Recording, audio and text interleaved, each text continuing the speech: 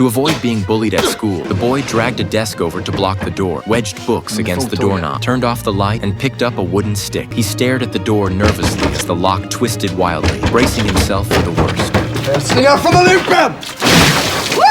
As a wave of stench rose up, the boy clamped his hand over his mouth and nose. Faced with this kind of bullying, he decided to give it back to them their own way. Late that night, he sneaked into an upperclassman's dorm, quietly slipped into the room, and saw that the guy slept with his mouth open. He unplugged the desk lamp and, by the light of the moon, decisively dumped the filthy contents onto the upperclassman's face. He then sprinted out of the dorm building, while the upperclassman who had been doused kept retching nonstop. At first, no one knew who did it, but Bruce deliberately provoked the situation, publicly humiliating the upperclassman.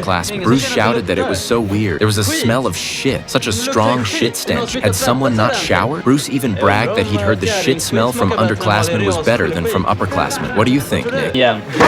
Humiliated in public, President Nick unleashed his fists on Bruce, and none of the surrounding students dared step in to stop. Even the school administrators next door were long used to it. Those teachers only taught classes. The rules of school life were managed by Student Council President Nick. Nick didn't stop until the principal stepped in, and there was no way he would let Bruce off easily. The conflict between them started when Bruce had just enrolled and casually let slip a swear word. Student council members blew it out of proportion and insisted that Bruce step forward to accept punishment. Bruce arrogantly refused. Bruce's attitude made Nick lose face in front of the other students, so he held a grudge against the freshman Bruce. To assert the authority of the student council, Nick ordered the classmate who had spoken to Bruce to step out and take the punishment for him. The classmate didn't dare resist and obediently walked up to Nick. Nick picked up a sharp object and struck the student hard on the head. It was a show of force aimed at Bruce and a warning. That night, Nick summoned Bruce. When Bruce entered the student council's recreation room, members told him to polish shoes. He thought it was just one pair of dress shoes, but they pointed to a whole pile and told him to clean them all. Seeing that, Bruce flatly refused. The next day in the hallway, Nick deliberately bumped into Bruce and demanded an apology. Bruce's roommate also urged him to just apologize and be done with it. At that moment, Nick stepped out and said that as long as Bruce apologized, their feud would be settled. Seeing that Bruce wouldn't give him face, Nick challenged him to meet at the fight pit that night. Bruce didn't know what the fight pit was, and a classmate told him it meant 2 student council members beating one person until that person crawled out of the pit for it to end. If he chose not to fight, he'd be branded a rat and a coward.